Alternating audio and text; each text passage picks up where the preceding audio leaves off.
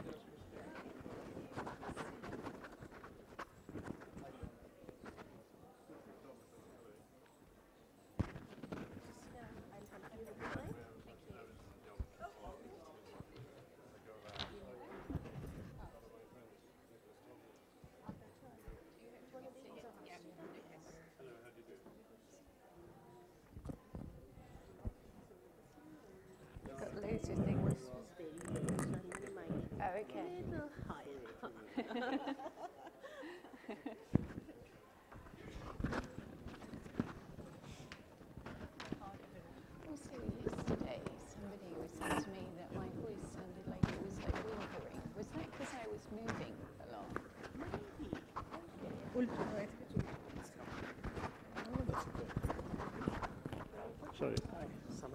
Don McCullin. Hello. 1, 2, 3, 4, 5. It should be good. I have a booming voice in case all mics fail. Thanks. So once again, ladies and gentlemen, the session Frontline Club, David Grossman, Christina Lam, Don McCullin, Samanth Subramanian, and Suhasini Haider. Well, thanks again, ladies and gentlemen. This is the Frontline panel, as it's called. And one of the things we really want to look at is how far journalism has come, and perhaps not in the directions one had hoped. We certainly live in an age where the brand really means everything when it comes to a story. A conflict is sometimes not as important as the person who is covering it.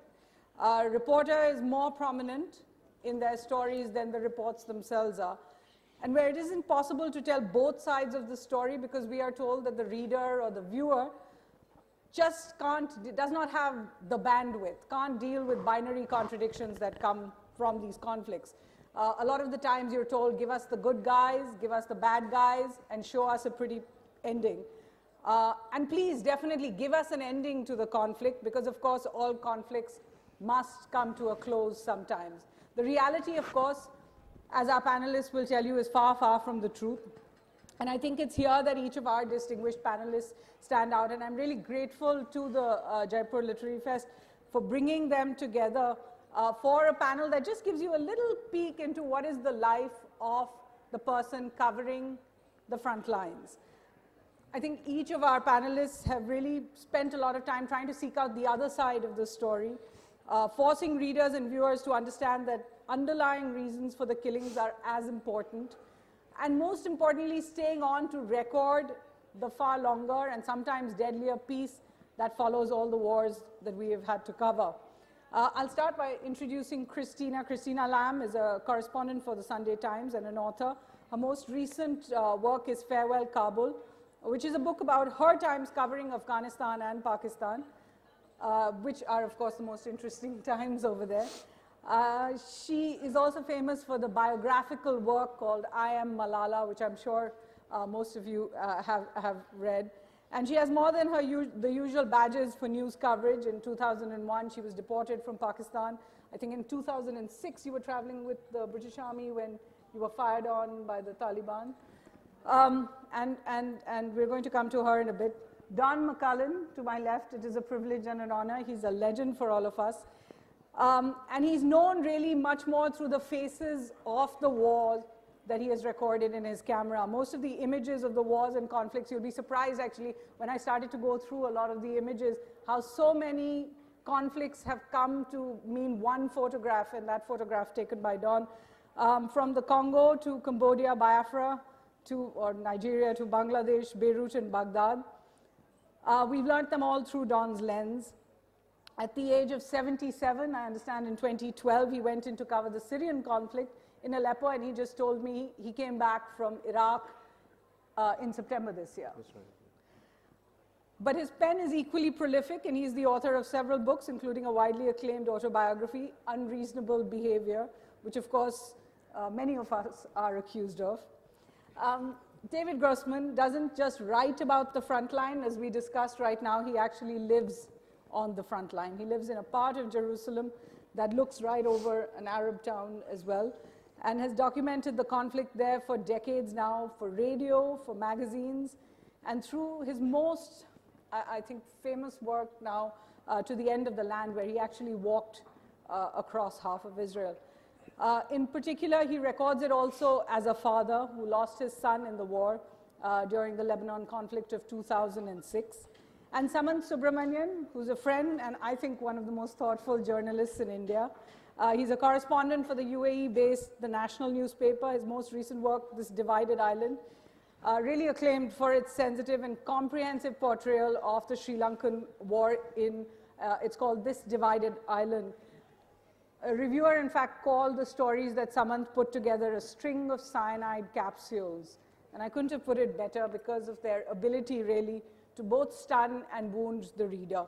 So, ladies and gentlemen, if I could start with a round of applause for these very, very special people.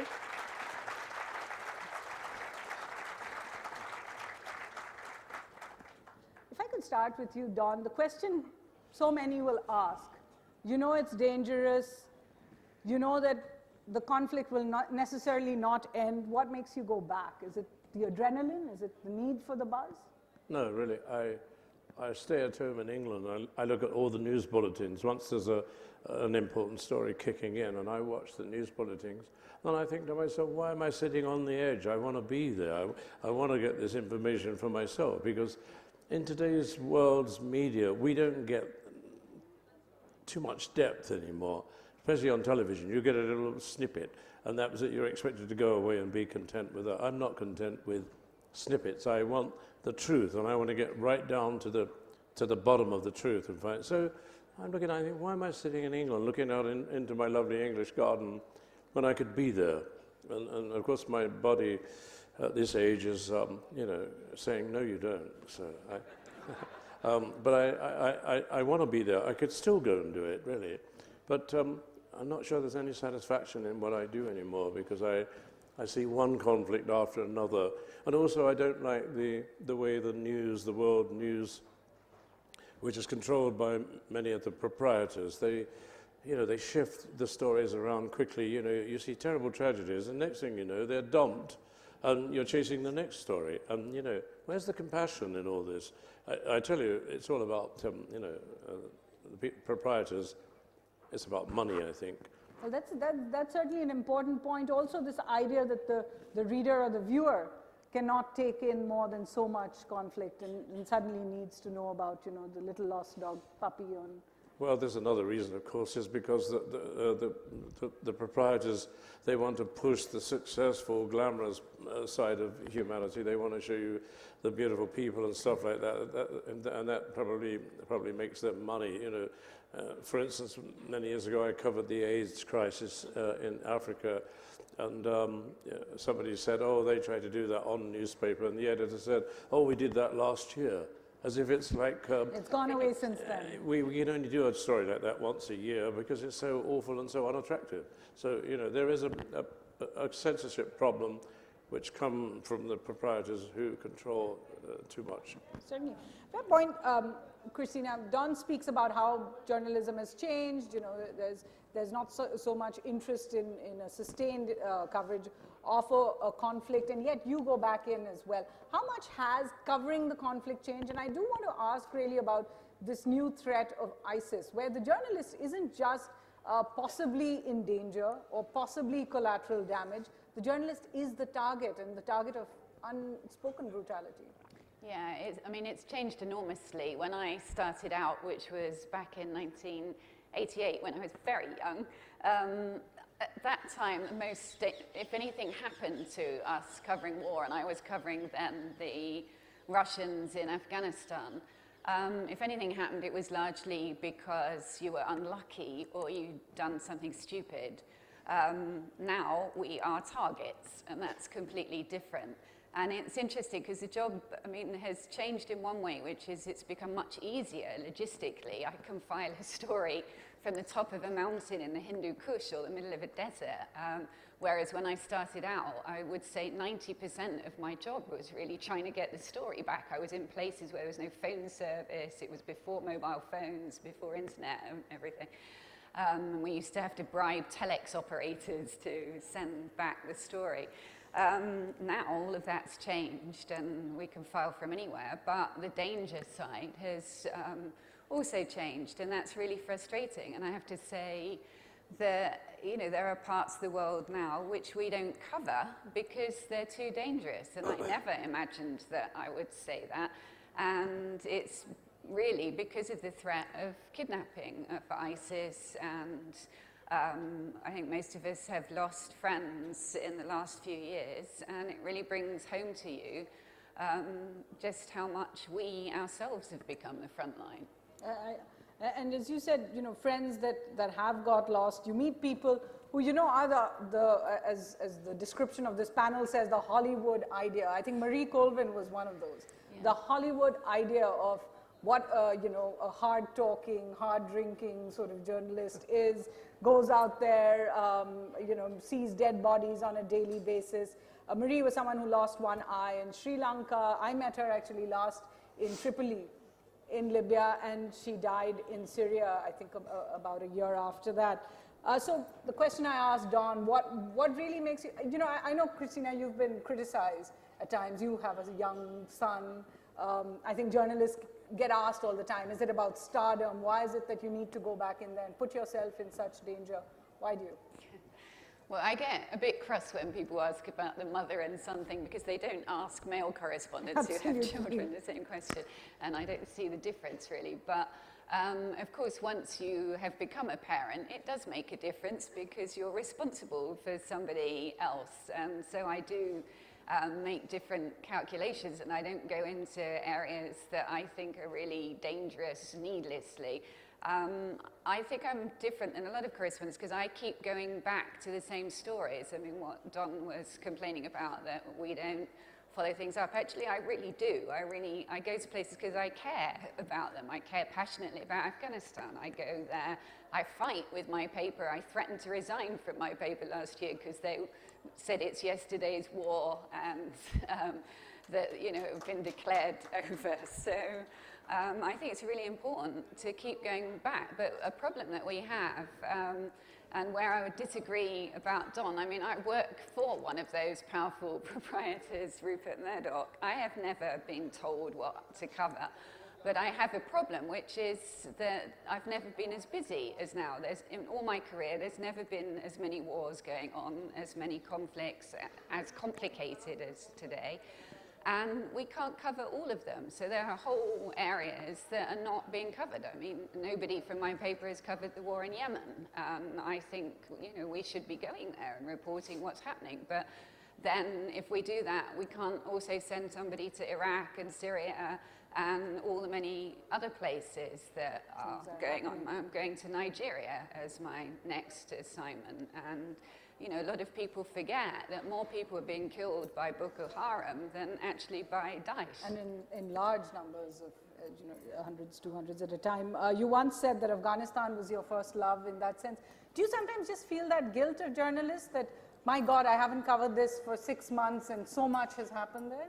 Yes, of course. And actually, the thing, I mean, if anybody came to hear me yesterday, I talked about a little bit the thing that really angers me is the situation of women in Afghanistan and how we made a lot of promises to them and now seem to have abandoned them.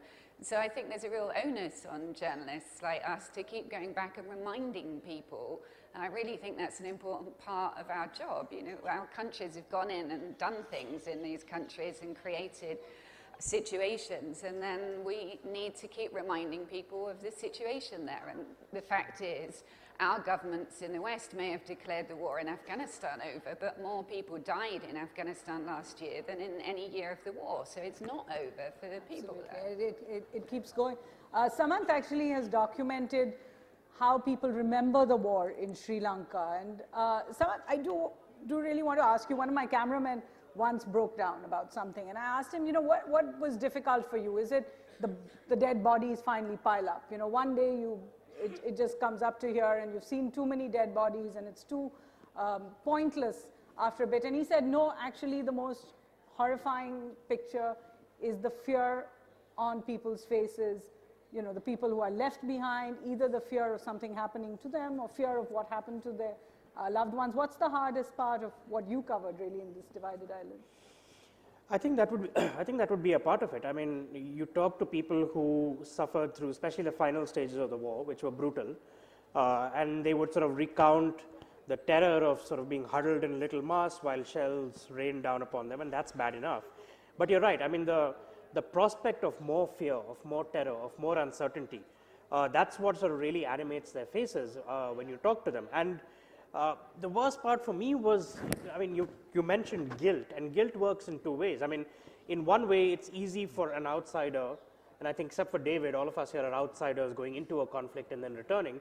It's easy for an outsider to go there and to kind of get the story and get back out. And the fact that you have that out, and the fact that you can kind of leave this person to sort of stew in their misery, to face more uncertainty on a daily basis, while you go back home and then fly back out to your own country, that's really hard. And it's very difficult.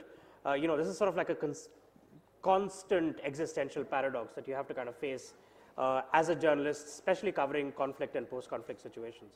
Yeah. In a sense, is disengaging more difficult? It is. I mean, you know, you come back and in a sense you live with these stories, and you live with, you know, I still have dreams that feature things that people in Sri Lanka told me. But again, this is the thing I immediately tell myself is that having a dream about a second-hand narrative that has been experienced by somebody else is nothing compared to sort of having nightmares about what you experienced. And so it always helps to kind of frame your own terrors and guilt and anxieties within the larger picture, because you realize that though they have lived through much worse, they're obviously continuing to live through their own demons and their own anxieties and fears. And so again, the guilt of the outsider returns in a particular way, and it's a tricky thing to negotiate. I don't know how any of the others handle it. I mean, it's I would love to hear about it. I find the hardest thing coming back, largely because you're in these situations, and look, the fact is, I mean, we're all talking about passion and, you know, wanting to change the world and things like that, and I think you wouldn't do this job if you didn't feel like that, but it is exciting, right? Yeah. And you're living on the edge, and then you come back and you're trying to deal with like buying towels for the bathroom, or or paying the mortgage, and I come back and sometimes find it really difficult and feel kind of irritable with people. Like, I come back, my mum's complaining about having to wait 20 minutes for the train because Southwest Rail wasn't working properly. And I'm thinking, but I just come from where people, you know, dream of trains and are living on the edge and every day are risking being killed. And so sometimes it's very hard to adjust. That's very honest of you. Don, did you feel that when you come back? And then there's also this thing where you've seen so much, and everyone around you is kind of looking at you, wondering if you're quite normal because you've seen all of this. And you have to somehow fit into a very different world from the one you were in maybe 3 hours ago. Well, can we get the whole thing in some kind of context? First of all, you don't have to go there. There are other forms of journalism. Sure. I could have been a fashion photographer. I could have made lots of money doing advertising. You take that air ticket from your accounts department in the newspaper. Once you take that ticket and you get on that airplane, you know, forget your own personal emotions. They catch up with you later, sooner or later anyway. And if you stand in front of people who are being executed in front of you, and believe me, I've seen that many times, a situation you can't control, that's an indelible memory you will never get rid of for the rest of your life, not just for a short period. So you get there and you see these terrible things. And I read the Sri Lankan reports. I was horrified what was happening on the beach to those women and children. I mean, it was the most awful thing. So I can imagine these stories when I'm not even there, because I've been there and I know what those atmospheres are like. So when you come back to England or wherever you live, you come back to a totally different social scene and a different life. And you go to sometimes nice dinner parties and you hear people talking, and then somebody will say, oh, you've just come back, so what was it like? And the moment you open your mouth, they don't really want to hear about it. So you're it's not always... polite dinner conversation. No, well, it's disgusting, the thought about it. But I mean, basically, you are the odd man out. But you choose to do that. And let's not forget the fact there is an adrenaline rush when you're doing this work. It's terribly exciting, but it's at the expense of other people. And therefore, you know, you spend the rest of your time carrying a pretty heavy suitcase of guilt. Absolutely. David, we listen to all of this, and yet it is a kind of trauma that you suffer and then you move on from, but you don't move on from it.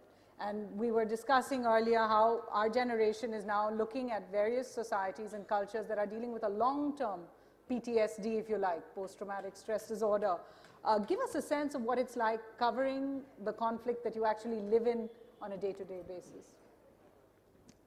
Maybe it starts with the fact that I don't think of it in terms of covering. I go through it, I experience it in every layer of my life in the most intimate, personal way.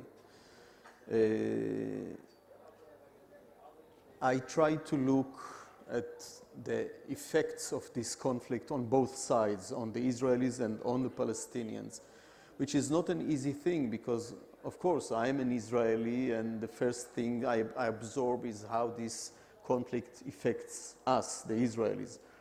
But I also feel that in order to really understand the conflict, you have to look at it from both sides, to see how both sides read the text of this conflict, and sometimes it's very, very self-contradictory and hard to settle. I try to understand what an ongoing conflict, how it changes both societies, how it affects the human relationship, how it affects the language, how it affects the way we look at the prospects that we have or have not a future there. So many things are polluted and even poisoned by the conflict, and it infiltrates into the most inner organs of our own society. You cannot separate, you know, it's not that there is a conflict going on somewhere and you have your life here. Of course, we continue our everyday life, but I'm interested to see to what extent we are not aware of the poisoning of the conflict that infiltrates into us. And it changes us as well. Yes, and I try, for example, to use a language that is not the language that is being manipulated by the government or by the army or by our collective fears or by our enemies. You know, the first thing that is being manipulated in regions of conflict is the language. Everyone has an interest to whitewash the language. And also the citizens of the conflict, those who take part in this conflict, they don't want to be exposed to the harshness and the brutality of the conflict, so they forge all kinds of terminologies to blind themselves, like to what? protect themselves. For example, for years in Israel, it's not called the occupied territories, not to mention the explicit word occupation. And we developed all kinds of ways, linguistic ways, to detour it. And today, even the right wing in Israel will say the allegedly occupied territories, the alleged occupied territories, as if they have never been occupied. But there are all kinds of examples for that, and I wrote about it in my book, The Yellow Wind. But basically, as I said, I want to show the effects of the conflict on the most intimate fabrics of life, in the way we treat our children, in the way we have this feeling that maybe we do not have a lot of quantities of future there. How does it affect us that we know that our being is so fragile and uncertain? How it affects the relationship between human beings, people? What does it mean that you are an occupier of another people for almost 50 years, as Israel occupies the Palestinians now, 48 and a half years? How does it change the way you treat human beings when you get used to the idea that there are people who worth less and people who worth more?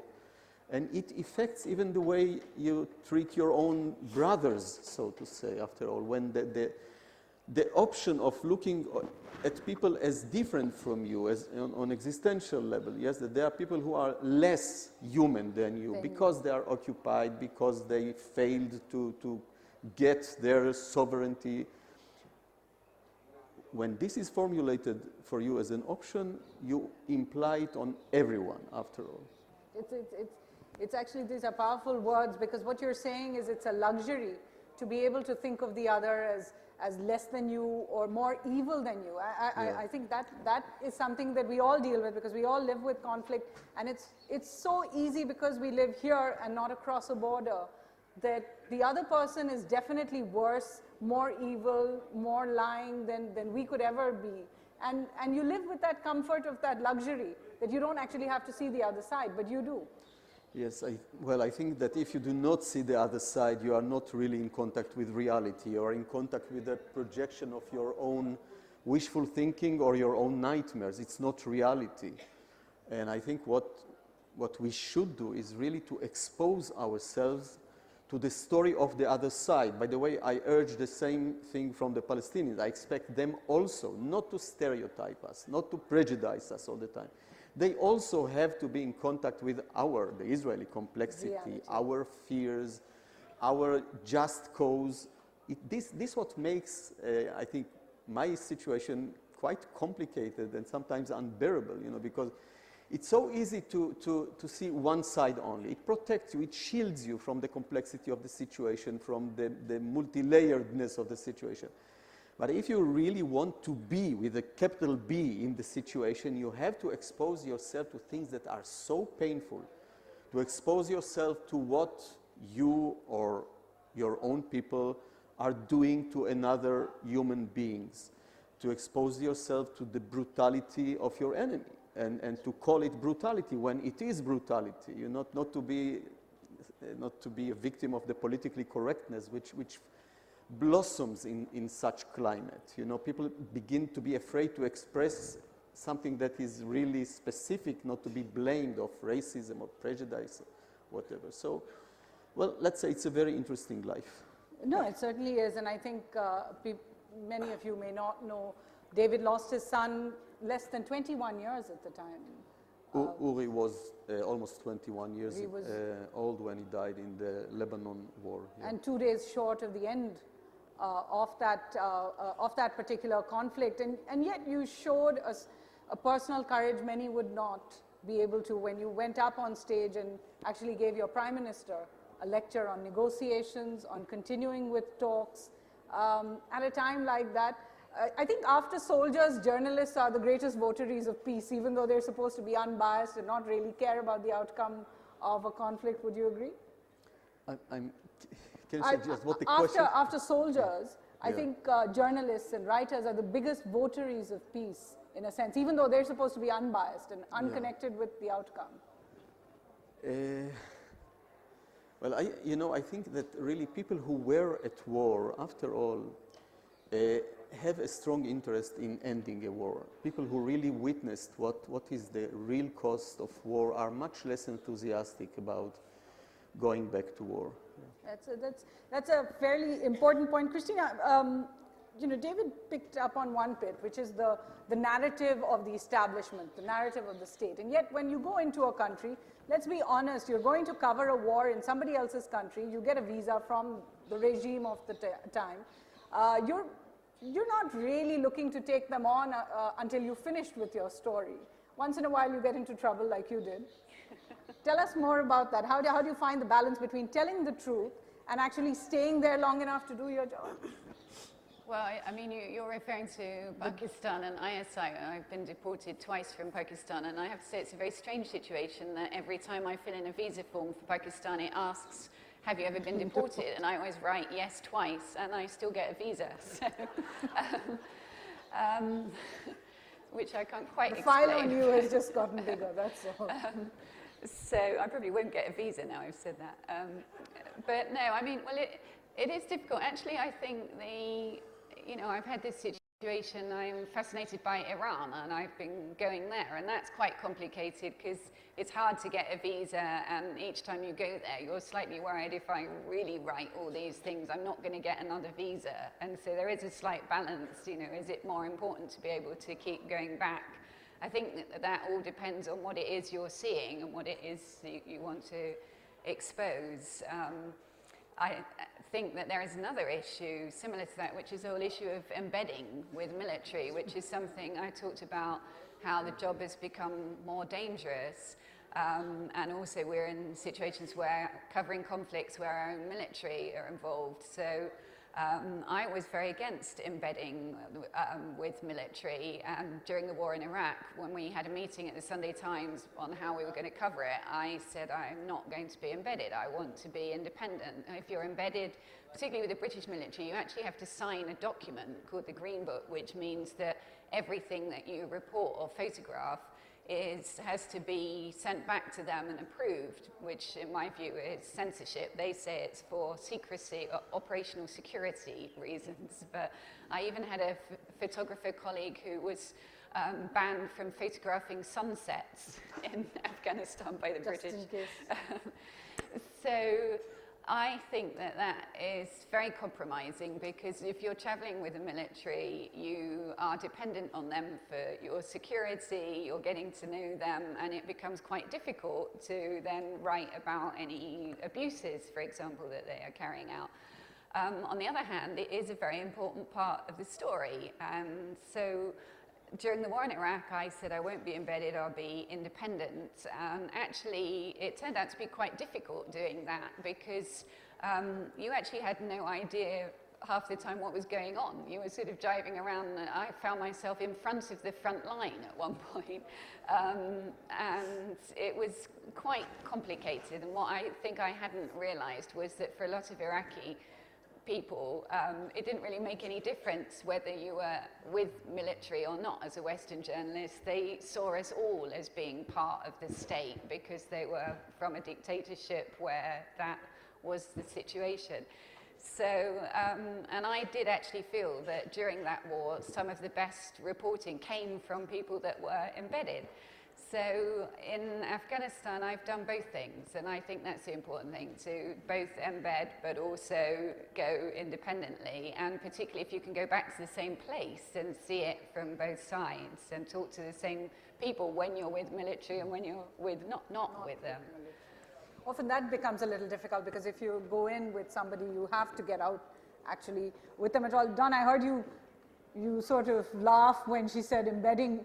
Given that you've covered so many wars, and embedding possibly is only, what, about 15 years or so since I suppose people did embed during the Second World War, I think but really it wasn't now as it's institutionalized. What are your thoughts on I spent many years in Vietnam, so we had total freedom to do what we want. And when the war was over, I do believe that the State Department or Washington or whoever thought that we, basically, the journalists, lost the war for them, and they were probably looking upon us in an ungrateful way because we had such freedom to do as we want. So I feel the embedding is a form of, the dog collar around my neck. You come with me for a walk, I don't want that.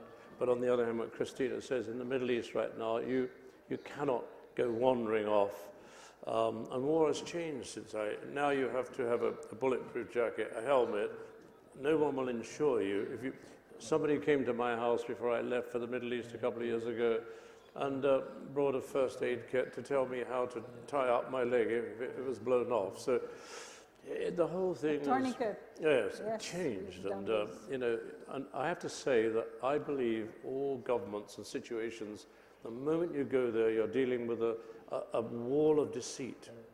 Everybody is trying to stop you getting to where you want to go because they're trying to protect themselves, they're trying to keep the truth from you.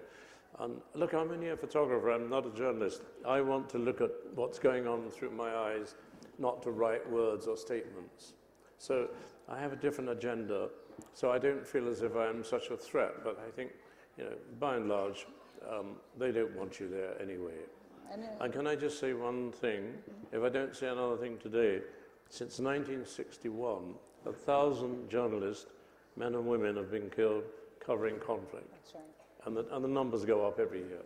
And then that's something people don't think about, because the idea is that journalists went in. But you know, when you were speaking just about the fact that somebody came and taught you how to do the first aid, and now somebody will kit you out in a bulletproof jacket, really because your company can't get insurance if you're not actually wearing it. It's absurd, because I know a man called Giles Dooley who was embedded with the American Army.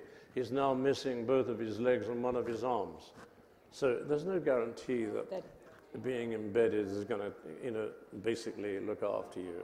Why do you think journalists don't get better prepared? The fact is that soldiers take years of training. Journalists, most of them are so young that they just jump into get on the first plane before they even know where they're going. Their editor tells them to go, no training, very little bulletproof gear in some parts of the world. I know in our country, we still have to sort of beg people who are going into areas of conflict to, if nothing else, sit on the bulletproof jacket, to guard against landmines, because most people will say, but nobody's wearing a bulletproof jacket, why should I? No. So the flip side of that is that you send journalists in without any training. They're dealing with real fear for the first time in their lives. Some of them, yeah. But I have to say, one of the questions that's missing from this conversation is the whole morality of our position. We leave our homes, we go to another person's problem. We have a moral duty to be honest and to listen and to understand. And when you're watching people being murdered, I can't put it in a better way. The word execution is only basically plain murder anyway, and I've seen it a lot. What is our moral position? I think the morality of our whole existence is the most important thing that we should kind of come up with here, really. And yet many journalists are seen as a sort of, cheerleaders for the government's campaigns in a certain place. Journalists don't always get, kudos when it comes to their reportage. What is it that you would tell a young journalist today? I wouldn't want to be a young journalist or a young photographer, to be honest, because I don't think there's a great future in it. But, I was actually excluded from the Falklands War, and I think that it's because I'd been to more wars than any of the generals that went down to that war, and I could never get to the bottom of it. And I read a report in the Times newspaper. By the way, they told me there was no room on the boats going to the Falklands for me. But I read a rumor that there were 3 million Mars bars on the boat to feed the soldier. And I thought the whole thing was absurd. And it was one of the most bitter disappointments of my life not to go to one of my own country's conflicts. I mean, in the case of our good friend here, it must be incredibly difficult for you to report, the conflict. I've been going to your Middle East situation for many, many years. For you to actually be writing about what's happening to you, and I admire what you said about occupation. Your job is so difficult to report, really, because you could actually anger. I think you're probably a courageous man. You could anger the Israeli population because you're trying to get some balance into your. I can get angry, and I do get angry. But I always feel that when I'm angry, I'm less effective because I'm not in real contact with the whole reality. I'm fascinated by the way fear limits people, narrow-minded people. Yeah, how being in a constant state of anxiety, how it creates in you a kind of an instinct to limit the contact between yourself and reality. And after so many years of living in this conflict, I think people start to feel that it's inevitable. And they start to fabricate ideologies even to justify why we must be in conflict, as if the conflict is a kind of a divine decree that orders us to kill and to be killed. And we get used to it. And I think this is the moment where we have lost the war, yes? When we get used to the conflict, when we start to believe that there is no other better alternative for us, that we are entrapped in this situation. This is why I think leaders in Israel, leaders who addresses the anxieties of the people, why they are so successful, while other leaders or journalists or writers, people like myself or my colleagues, how we become more and more marginalized, because what we have to offer to people is something very abstract. We are talking about hopes or prospects to the future. But what people do see and do experience every day is the harshness and the brutality of suicide bombers, of people who come and stab you with a knife. And it's very hard to confront the immediacy and the brutality of such acts.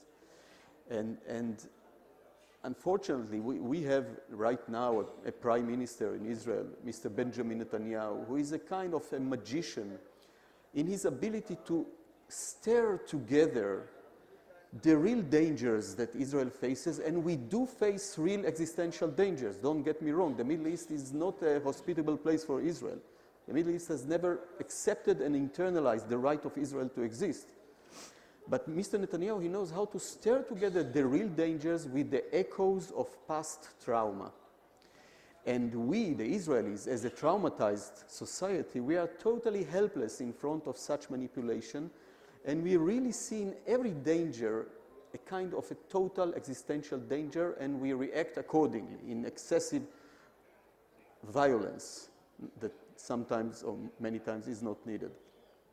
So I think the challenge in such a situation is really to remain sober, not affected not by fears and not by hatred or aggression, or I think a very natural need to take revenge, which I also feel sometimes. I mean, I'm not a saint, and I do feel the rage, and I do feel hatred sometimes, but I already know at my age that it's useless. After all, it is useless. And if the ultimate goal is to achieve peace between us and the Palestinians, well, one has to act in a different way. And the first thing, the first thing that one can do, and this is, I think, maybe my motivation to become a writer, is to try to see this situation from different points of view. If you do not allow yourself really to expose yourself,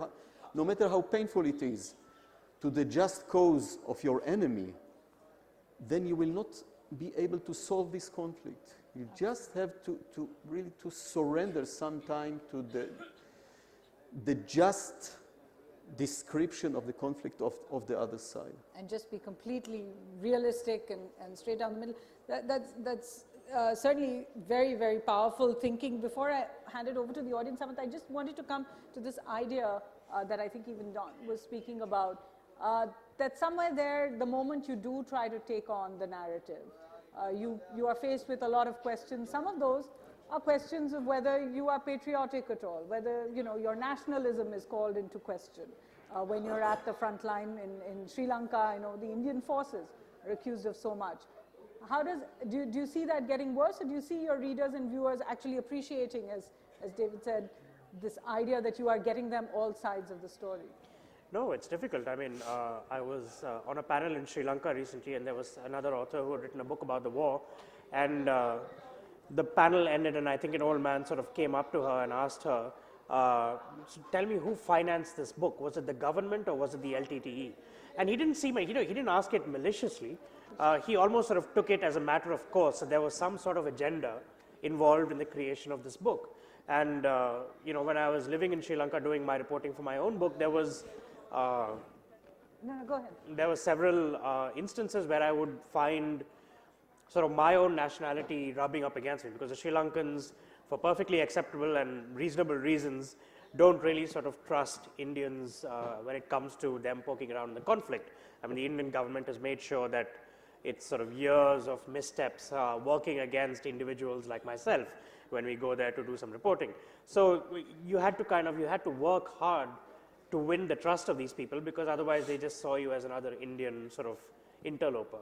But that's in a sense, that's sort of the advantage of the kind of work that we do, is that if nothing else, we have time and patience on our hands, and we're able to spend enough time with these people to convince them of our own, in a sense, of why we're there, and of our honorable intentions. And you know, to the eternal credit of the human race, I think if you spend enough time with somebody, they will start to see you as an individual, as opposed to a sort of a faceless representative of your country or of some agenda. And you know, the barriers break down a little bit after that. I was just going to say, I think the hope is that even for journalists, you spend a little time. In they see that even even journalists can be human beings. That's what they see. That's right. Sometimes.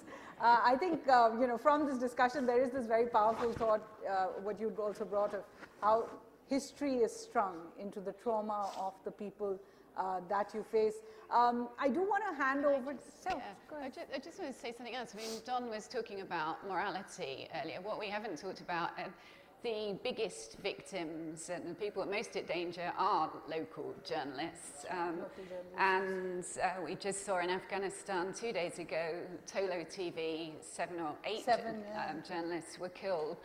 And, you know, often when we go to these places, we're dependent on local journalists, local fixers. Don talked about now that we have these flak jackets that we wear. I think the hardest thing in the world is if you're working somewhere, you have somebody helping you, and that person hasn't got a flak jacket and you have. And then what do? Do you wear yours? Can't share one. Yeah.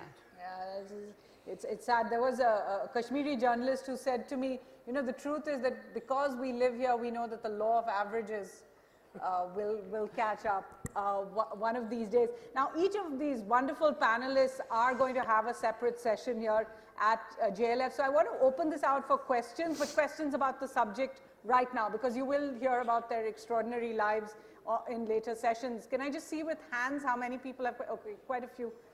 Can we get a mic to the gentleman in the front, and then we'll go around? Yeah. Hi. Reporting from the front line and seeing deaths, execution, or people losing their limbs, does it really affect you as a person, or it hardens you, or it affects your sensitivities and sensibilities in some way permanently? An important question. Can we get a few more, and then I'm going to, there's a young gentleman right in the third or fourth line. All right. Hello.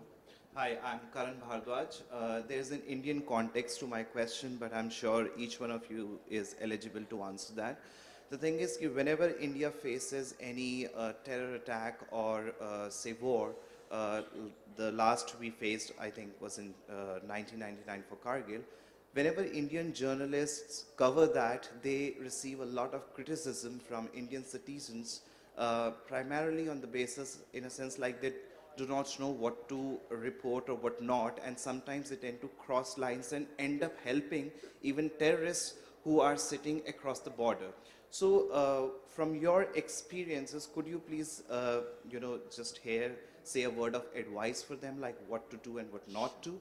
Because journalists here claim that there is no guidelines from state, so they just tend to, sometimes use their own judgment and commit certain mistakes like we perceive as mistakes. Okay. I want to take one more, and then we'll go to the panelists. The gentleman here.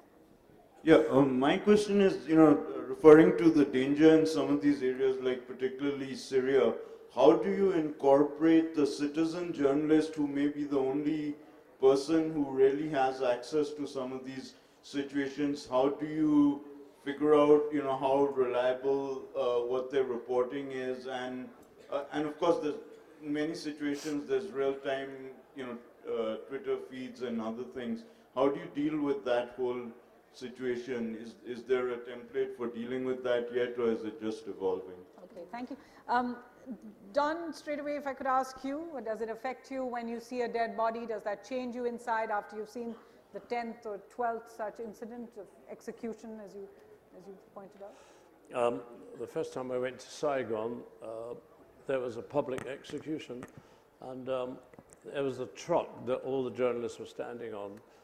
There was no room for me, and I'm rather grateful looking back, because I didn't actually photograph the execution of this man who was a bomber, and it was like a Gilbert and Sullivan opera. They tied the man to the stake. He was screaming anti-American statements and things, and they shot him, and then a man shot him in the head, and the fire brigade washed the street down. And I heard one of the journalists, he was incredibly famous actually, saying, "Great stuff, did you get it?" And I never took a photograph, and I never ever told the editor at the Sunday Times that I didn't take a photograph, because I thought that I didn't really have the right to, you know, be a kind of tea party of a man's death without his consent. I mean, no man is going to say, oh, please photograph me, I'm about to die, I'll be horribly murdered. So, you know, it comes back to my moral position on all this. It's, to this day, I'm haunted by that day and other days I saw like that. So, I mean, and I've got enough photographs in my house to torment myself anyway. You know, if I don't want to sleep at night, I can just press a button in my brain and bring up pictures of starving and dying children.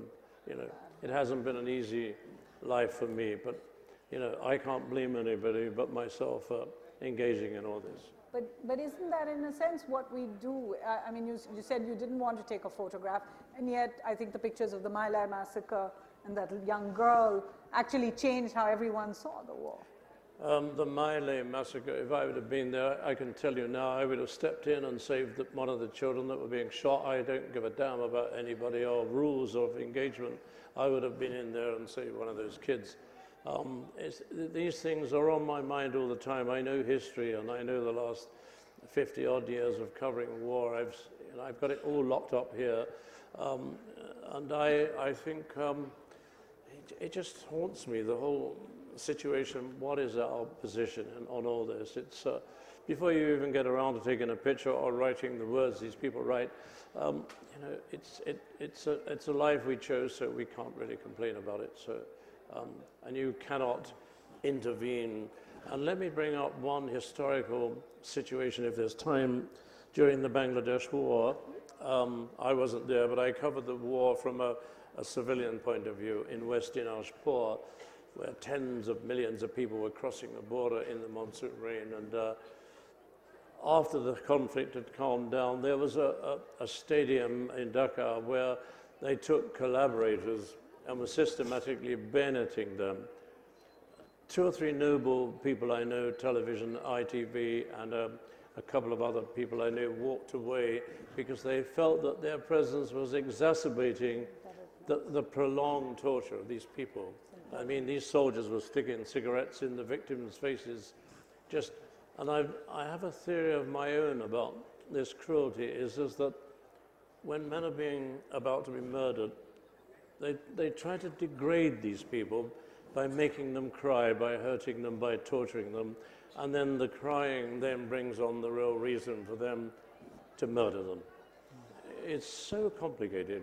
There's not enough time in a year to even talk about this, let alone these few minutes. I think that's really interesting, because I don't think that newspapers and TV should run pictures of the executions that ISIS carried out. And I mean, now in Britain they've stopped doing it, but at the beginning it was front page all the time. Because they're done for exactly. that kind of coverage. Yeah, they want the coverage, otherwise why would they do it? And so it feels to me that we're playing into their hands by we've given them running enormous power running these things on the internet or whatever.